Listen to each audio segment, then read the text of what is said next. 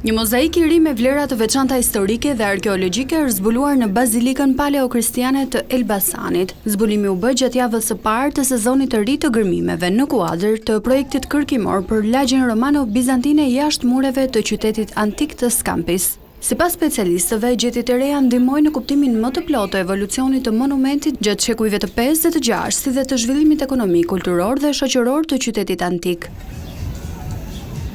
Arkeologu Elio Hobdari shpreh se kërkimet aktuale synojnë të përcaktojnë me saktësi fazat e ndërtimit dhe përdorimit të bazilikës. Kemi kuptuar që janë dy faza shumë të rëndësishme të bazilikës, të dyja me nivel të lartë edhe ndërtimi edhe niveli artistik, të dyja dëshmi pasaj që niveli I lartë në përgjithësi kulturor dhe ekonomik I qytetit ka vazhduar për një periudhë gjatë mes shekujve 5 dhe 6. Ndërkohë arkeologu Erikson Nikolli bën të ditur se është zbuluar një dysheme me mozaik dhe është më e hershme nga sa mendohej më parë. Mozaiku është një mozaik polikrom, pra shumë ngjyrosh, me tesra të mbi 4 mm që I përkasin teknikës opus tessellatum.